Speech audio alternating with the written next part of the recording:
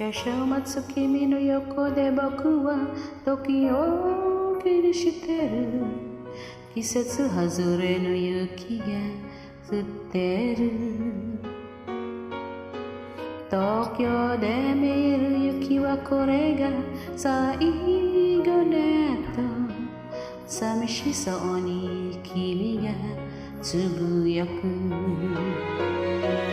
名残雪も降る時を知り、ふざけすぎた季節の後で今春が来て君は綺麗になった。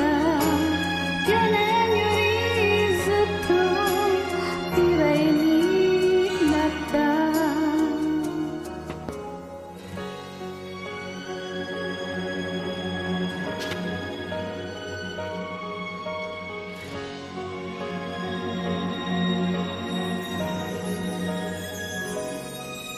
のぼき始めた会社の窓に顔をつけて、君は何か言うと知っている。